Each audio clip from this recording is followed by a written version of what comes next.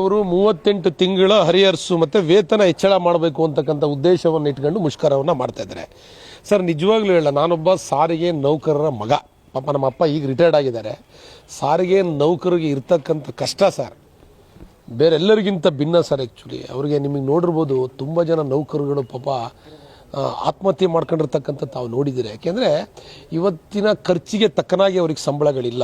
ನಾನು ಪಾಪ ನಮ್ಮ ತಂದೆನೂ ಕೂಡ ಸುಮಾರು 30 ವರ್ಷ ಅದೇ ಇಲಾಖೆಯಲ್ಲಿ ಸೇವೆಯನ್ನು ಸಲ್ಲಿಸಿರ್ತಕ್ಕಂಥದ್ದು. ಅವರ ಬೇಡಿಕೆ ಒಂದು ರೀತಿಯಲ್ಲಿ ಸರಿಯಾಗಿದೆ. ಯಾವುದೇ ಸರ್ಕಾರಗಳಿರ್ಬೋದು, ಮುಖ್ಯಮಂತ್ರಿಗಳು ಕೂಡ ಕೂಡಲೇ ಅವರಿಗೆ ಸಮ್ಮತಿಸಬೇಕು.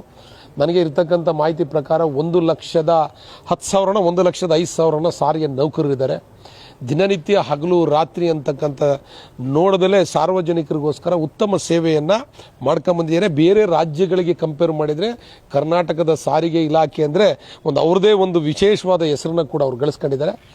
ಅವರಿಗೆ ಏನೇನು ಅನುಕೂಲತೆಗಳನ್ನ ಕೊಡಬೇಕು ಸರ್ಕಾರ ಈ ಕೂಡಲೇ ಕೊಡಬೇಕು. ಯಾಕೆಂದರೆ ಈಗ ಭಾಗ್ಯಗಳನ್ನ ಮಾಡಿದ ನಂತರ ದಿನಗಳಲ್ಲಿ ಬಸ್ಸಿನಲ್ಲಿ ಓಡಾಡ್ತಕ್ಕಂಥ ಸಂಖ್ಯೆನೂ ಕೂಡ ಹೆಚ್ಚಿದೆ. ಮತ್ತು ಇವ್ರಿಗೂ ಕೂಡ ವರ್ಕ್ಲೋಡ್ ಕೂಡ ಜಾಸ್ತಿ ಇರೋದ್ರಿಂದ ಅವ್ರು ಕೇಳದಂಥ ಸೌಲಭ್ಯನ ಕೊಡಬೇಕು ಅಂತಕ್ಕಂಥದ್ದು ನನ್ನ ಅಭಿಪ್ರಾಯ. ಹೈಕೋರ್ಟ್ ಸ್ಟೇ ಕೊಟ್ಟಿರೋದು ಒಂದು ದಿವಸ ಮಾಡಬೇಡಿ ಅಂತಕ್ಕಂಥ ದಿನ ಸ್ಟೇ ಕೊಟ್ಟಿದೆ. ಅಷ್ಟರೊಳಗೆ ಸರ್ಕಾರ ನಿರ್ಧಾರ ತಗೊಂಡ್ರೆ ಒಳ್ಳೆಯದು. ನಾನು ಅನಂತ್ ಸುಬ್ಬಾರಾವ್ ಅವರು ಮಾತಾಡ್ಬೇಕಾದ್ರೆ ನಾನು ಮಾಧ್ಯಮದಲ್ಲಿ ಗಮನಿಸಿದೆ, ಮುಖ್ಯಮಂತ್ರಿಯವರು ಹರಿಹರ್ಸ್ ಬಗ್ಗೆ ಯಾವುದೇ ಮಾತನ್ನು ಕೂಡ ಬಾಯಿ ಬಿಟ್ಟಿಲ್ಲ ಅಂತಕ್ಕಂಥದ್ದು ಹೇಳಿದ್ದಾರೆ.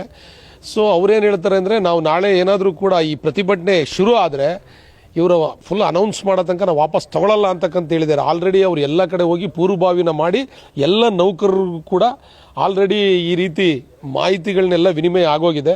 ಬಟ್ ನಾನು ಹೇಳೋದು ಸರ್ಕಾರ ಕೂಡಲೇ ಸ್ಪಂದಿಸಬೇಕು ಅಂತಕ್ಕಂಥದ್ದು. ಏಕೆಂದರೆ ಅವ್ರಿಗೂ ಹೆಂಡತಿ ಮಕ್ಕಳಿದ್ದಾರೆ, ಎಲ್ಲರೂ ಕೂಡ ಅವ್ರ ಕುಟುಂಬದ ನಿರ್ವಹಣೆ ಅವ್ರ ಮೇಲೆ ಜವಾಬ್ದಾರಿ ಇದೆ. ತುಂಬ ಕಷ್ಟಪಟ್ಟು ಕೆಲಸ ಮಾಡ್ತಾರೆ. ಅವ್ರಿಗೆ ಯಾವುದೇ ಸರ್ಕಾರಗಳು ಸ್ಪಂದಿಸಬೇಕು ಅಂತಕ್ಕಂಥ ನನ್ನ ಅಭಿಪ್ರಾಯ. ಖಂಡಿತವಾಗ್ಲೂ ಕೂಡ ನೌಕರನ್ನ ಬೆದರಿಸ್ತಕ್ಕಂಥ ಕೆಲಸ ಮಾಡಬಾರ್ದು. ಅವರು ಕೂಡ ಈ ದೇಶದ ಪ್ರಜೆಗಳು, ಈ ರಾಜ್ಯದಲ್ಲಿರ್ತಕ್ಕಂಥ ಪ್ರಜೆಗಳು. ಸೊ ಅವ್ರಿಗೆ ಬೆದರಿಸ್ತಕ್ಕಂಥ ಕೆಲಸ ಯಾವುದೂ ಕೂಡ ಮಾಡಬಾರ್ದು. ಪ್ರೀತಿಯಿಂದ ಅವ್ರನ್ನ ಮಾತಾಡಿಸ್ಬೇಕು. ಮತ್ತು ಅವ್ರು ಕೇಳಿರ್ತಕ್ಕಂಥದ್ದು ನ್ಯಾಯಯುತವಾಗಿದೆ. ಅವ್ರಿಗೆ ಇವತ್ತಿನ ಸಾರ್ವಜನಿಕ ಜೀವನದಲ್ಲಿ ಇವತ್ತಿನ ಬೆಲೆ ಏರಿಕೆ ನಡುವೆ ಅವ್ರಿಗೆ ಜೀವನ ನಡೆಸೋದು ಕಷ್ಟ ಆಗಿದೆ. ಯಾಕೆ ನಾನು ಕೂಡ ನಮ್ಮ ತಂದೆಯವರು ಇದರಲ್ಲಿ ಇರೋದ್ರಿಂದ ನಾನು ಕೂಡ ನನ್ನ ಕುಟುಂಬದಲ್ಲಿ ನಾನು ಪಾಲ್ದಾರಲ್ಲ. ಹಾಗಾಗಿ ನನಗೂ ಕೂಡ ಗೊತ್ತಿದೆ. ಖಂಡಿತವಾಗ್ಲೂ ಈ ಬೇಡಿಕೆನ ಈಡೇರಿಸ್ಕೊಡ್ಬೇಕು ಅಂತೇಳಿ ಸರ್ಕಾರಕ್ಕೆ ನಾನು ಒತ್ತಾಯ ಮಾಡ್ತೀನಿ.